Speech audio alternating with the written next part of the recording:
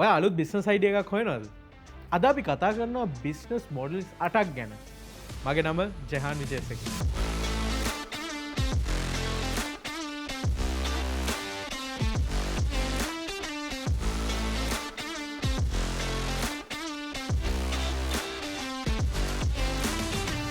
අද අපි යුනිකෝර්න් ෆැක්ටරි ඔස්සේ කතා කරන්නේ බිස්නස් මොඩල් එකක් කියන්නේ මොකක්ද කියලා සහ බිස්නස් මොඩල්ස් ಜಾති මොනවද තියෙන්නේ කියලා.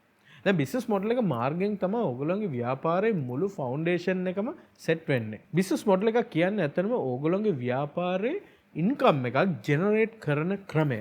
දැන් ඒක සාමාන්‍යයෙන් අපි සරලම ගත්තොත් ඕගොල්ලෝ හිතන්නේ හරි. ඕගොල්ලෝගේ ප්‍රොඩක්ට් එකක් තියෙනවා නැත්නම් සර්විස් එකක් තියෙනවා. ඒක කස්ටමර්ට විකුණනවා. කස්ටමර්ගෙන් මුදලක් ගන්නවා. දැන් මම සාමාන්‍යයෙන් අලුත් ස්ටාර්ට්අප් අයිඩියා එකක් තියෙන පුද්ගලයෙක්ගෙන් අහුවොත් කොහොමද මේකෙන් හම්බ කරගන්නේ කියලා ප්‍රධාන the most easiest answer නැත්නම් සරලම answer එක තමයි මේක මම කස්ටමර්ට විකුණලා මම මේකෙන් ඉන්කම් එකක් ලබා ගන්නවා කියලා. හැබැයි මෙතන ඊට වඩා ටිකක් ඕගොල්ලෝ හිතන්න ඕන. පළවෙනි දේ තමයි කොහොමද මේ කස්ටමර් ඔයගේ ප්‍රොඩක්ට් එක පර්චේස් කරන්නේ. දෙවෙනි එක තමයි ඔයගේ කස්ටමර් මේ ප්‍රොඩක්ට් එක කොච්චර ෆ්‍රීකවන්සි එකකින් පර්චේස් කරන එකක්ද කියලා. තුන්වෙනි එක තමයි ඕගොල්ලෝගේ කස්ටමර් මේ ප්‍රොඩක්ට් එක කොහෙන්ද කොයි channel එකෙන්ද purchase කරන්න කියන එක. දැන් මේ answer කරද්දී මේ questions එක විදිහේ models අපි දැකලා තියෙනවා ලෝකෙ බිහි වෙලා තියෙනවා මේ business models නිර්මාණය කරද්දී. ඉතින් ඒවා 8ක් ගැන අද මම ඕගොල්ලන්ට කතා කරන්න. පළවෙනි model එක තමයි retailer model එක. retailer model එක තමයි ලෝකෙ ගොඩක්ම famous business model එක. අපි මේකට වෙන වචනකුත් කියනවා trade කියලා. trade කියලා කියන්නේ basically ඔයා කොහෙන් හරි ප්‍රොඩක්ට් එකක් අරගත්තා ඒකෙන් මොකක් හරි මාජින් එකක් තිබ්බා ඔයා සෙල් කරා.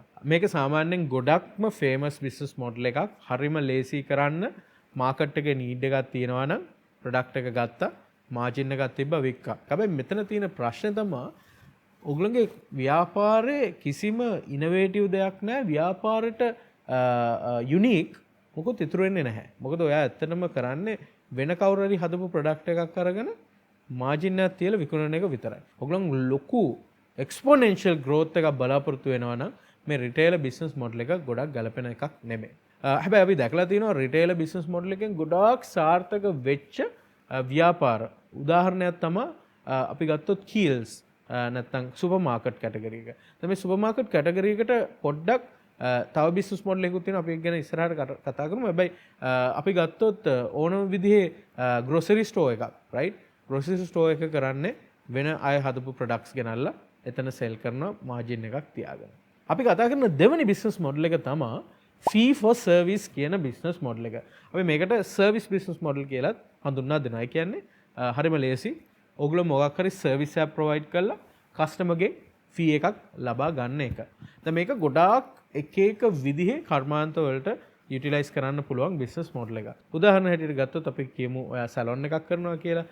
එතනදී ඔයා ඇත්තටම කරන්නේ බියුටි සර්විසස් අපි කියමු hair cutting නැත්නම් මේකප් වගේ දේවල් සර්විසස් හැටියට ලබා දීලා ඒකෙන් ෆී එකක් ලබා ගන්න එක. තව උදාහරණයක් ගත්තොත් අපි හිතමු කන්ස්ට්‍රක්ෂන් ෆර්ම් එකක් කරනවා කියලා. ඔයා කන්ස්ට්‍රක්ෂන් සර්විසස් කස්ටමර්ට ලබා දීලා ඔයා ෆී එකක් ඒකෙන් ඔයා ලබා ගන්නවා. නැත්නම් හරිම බේසික් දේවල් වෙන්නත් පුළුවන්. අපි කියමු නිකන් ගෙදරට අවිලා ක්ලීනින් සර්විස් එකක්. නැත්නම් එළියේ තනකොළ කපන එක. නැත්නම් මොන හරි පේන්ටිං ගෙදර පේන්ට් කරනවා. මේ ඔක්කොම සර්විසස් ලබා දීලා ඕගොල්ලෝ ෆී එකක් ලබා ගන්නවා. තුන්වෙනි බිස්නස් මොඩල් එක තමයි සබ්ස්ක්‍රිප්ෂන් බිස්නස් මොඩල් එක. ඕගොල්ලෝගේ ස්ටාර්ට්අප් එකේ software oriented නැත්නම් tech oriented නම් මේ සබ්ස්ක්‍රිප්ෂන් බිස්නස් මොඩල් එක හරිම ෆේමස්. සබ්ස්ක්‍රිප්ෂන් බිස්නස් මොඩල් එක කියන්නේ ඇත්තටම ඕගොල්ලෝගේ ඒ ප්‍රොඩක්ට් එක අපි උදාහරණයක් ගත්තොත් ගොඩක්ම ෆේමස් ප්‍රොඩක්ට් එකක් තමයි ගොඩක් අය යූස් කරන Netflix වගේ ප්‍රොඩක්ට් එකකින් ඇත්තටම කොහොමද ඒගොල්ලෝ ඉන්කම් එකක් ජෙනරේට් කරන්නේ කස්ටමර්ට ඒ software එක ලබා දීලා monthly ඔවුන්ගෙන් ගාස්තුවක් ගන්නවා. කියන්නේ monthly fee එකක් කස්ටමර්ගෙන් charge කරනවා ඒ සර්විස් එක නැත්නම් ඒ software එක access කරන්න. subscription business model එක software වලට විතරම නෙමෙයි.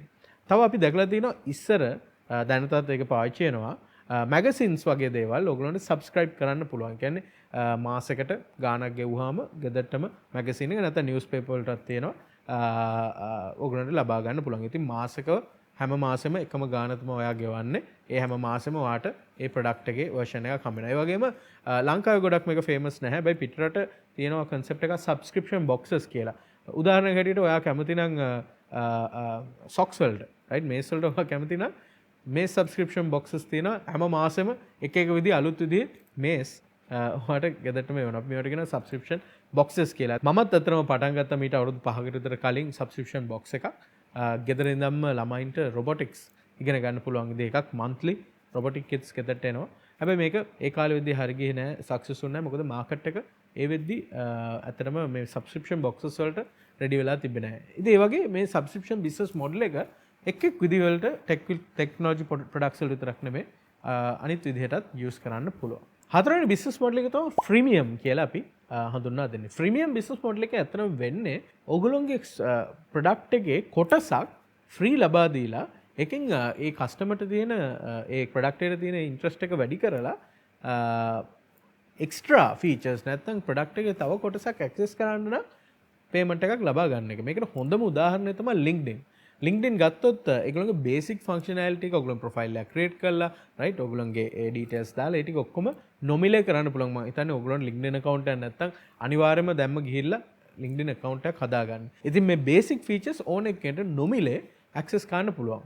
හැබැයි ඔයගොල්ලන්ට ස්පෙસિෆික් ෆීචර්ස් ඕන නම් ඒ කියන්නේ අපි කියමු ඔයාගේ ප්‍රොෆයිල් එකේ ඔයාගේ ප්‍රොෆයිල් එක view කරලා තියෙන ඔක්කොම කට්ටියගේ history එක බලා ගන්න, analytics බලා ගන්න ඕන නම් කොයි companies වලින්ද ඔයා බලලා තියෙන්නේ, කොයි රටවල් වලින්ද ඔයාගේ ප්‍රොෆයිල් එක බලලා තියෙන්නේ. මේ වගේ ඔයාට advanced features අවශ්‍ය නම් ඔයා ප්‍රමාණයක් නැත්නම් ඔයාට amount එකක් pay කරන්න ඔයාට සිද්ධ වෙනවා. දැන් මේක ඇත්තටම උදාහරණ හැටියට අපිට ගන්න පුළුවන් සමහරලාට වෙන softwares උත් තියෙනවා LinkedIn විතරක් නෙමෙයි. base version එක free. ඔයාට extra features access කරන්න ඕන නම් ඔයා ගාණක් ඔයා ගෙවන්න ඕන. මේ freemium model එක තව ගොඩක් සාර්ථකව පාවිච්චි කරන companies ගත්තොත් අපිට බලන්න පුළුවන් games. ඔයගොල්ලෝ games play කරලා තියෙනවා නම් සමහර characters free. ඔයගොල්ලන්ට special skins නැත්නම් special vehicles නැත්නම් special uniforms ඔයගොල්ලන්ට access කරන්න ඕන නම් ඔයගොල්ලන් pay කරන්න ඕන.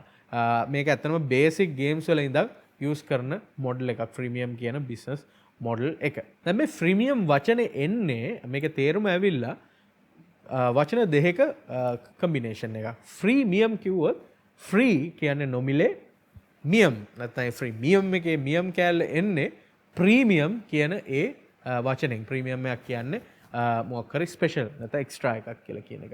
ඒතර මෙහෙම තමයි මේ freemium කියන වචනේ එකතු වෙලා තියෙන්නේ. ඉතින් ඔයගොල්ලන්ට දැන් තේරෙනවා ඇති කොහොමද මේ freemium business model එක වැඩ කරන්නේ කියලා. පස්වෙනි business model එක තමයි marketplace business model එක. marketplace business model එකේ වෙන්නේ ඇත්තටම ඔයගොල්ලන්ගේ ව්‍යාපාරයෙන් නැත්නම් ඔයගොල්ලන්ගේ company එක provide කරන platform එකක් buyers ලට sellers ලව connect කරන විදිහ. දැන් මේකට හොඳම උදාහරණයක් තමයි Uber app එක. Uber app එකෙන් ඇත්තටම කරන්නේ ඔයගොල්ලන්ට කොහේ හරි යන්න ඕන නම් driver කෙනෙක්ව නැත්නම් වාහනයක් ඔයගොල්ලන්ට ඒ වෙලේම connect කරනවා. Uber app එකට අයිති වාහන මුකුත් නැහැ. right? ඒතර Uber app එකෙන් ඇත්තටම කරන්නේ ඒ suppliers ලව, ඒ කියන්නේ drivers ලව, customers ලට connect කරන එක. ඉතින් ඒගොල්ලන් ඇත්තටම middle platform එකක් විතරයි. ඒගොල්ලන්ට cars අයිති නැහැ. ඒ වුණාට ඒගොල්ලන් තමයි දැන් ලෝකේ තියෙන ලොකුම taxi company එක. ඉතින් තව හොඳ උදාහරණයක් තමයි Uber Eats. Uber Eats එක ගත්තොත් Uber Eats වලට අයිති restaurants මුකුත් නැහැ. ඒගොල්ලන් platform එක විතරයි ඒගොල්ලන්ට අයිති. ඒගොල්ලන් කරන්නේ restaurants තියෙනවා ඒගොල්ලන්ගේ platform එකේ. ඒ restaurants platform එක මාර්ගෙන් customers ලට පුළුවන් access කරලා ඒවා වලින් එක දේවල් purchase කරන්න.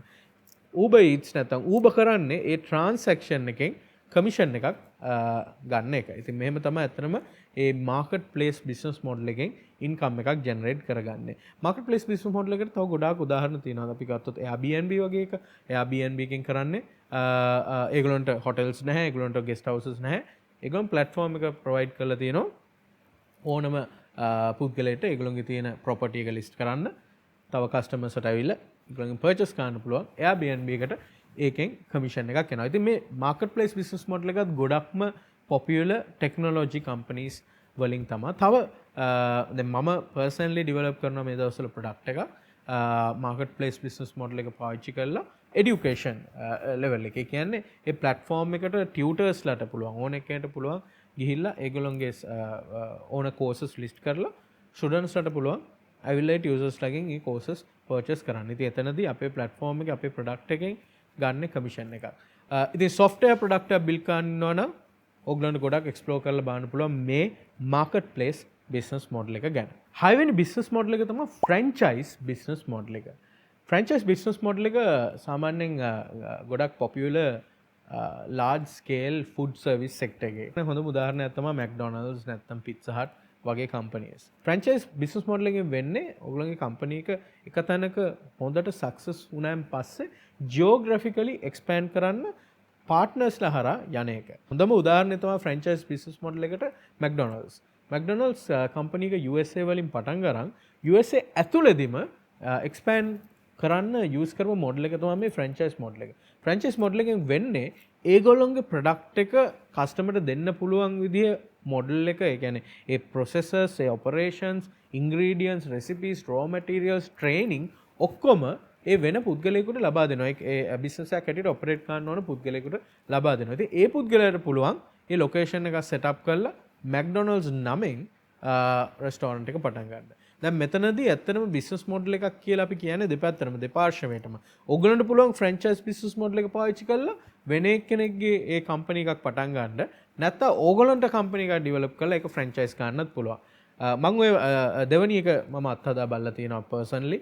මගේ පළවෙනි ව්‍යාපාරේ මම පටන් ගරන් මම එක එක තැන්වල මම geographically expand කරන්න පටන් ගත්තා. පළවෙනි strategy එක මම පාවිච්චි කරේ මමම ගිහිල්ලා locations expand කරන එක. කියන්නේ වෙනම locations rent එකට අරගෙන මගේ staff එක දාලා මගේ ඒ තියෙන services ඒ centers වල run කරපු එක. දැන් මෙතනදී ගොඩක් වෙච්ච ප්‍රශ්නයක් තමයි මට ගොඩක් operations වලට දාන්න ඕන time එක ගොඩක් වැඩි වුණා. right? මොකද මගේ location එකේ තියෙන operations ඔක්කොම මම handle කරන්න ඕන.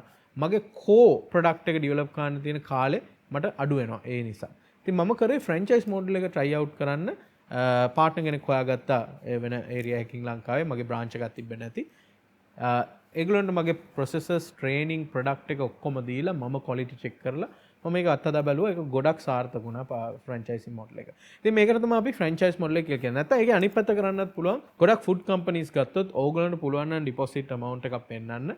ඕගොල්ලන්ට පුළුවන් franchise license එකක් ගන්න. හැබැයි මේකට සෑහෙන ලොකු මුදලක් වැය වෙනවා. හත්වෙනි business model එක තමයි pay as you go කියන business model එක.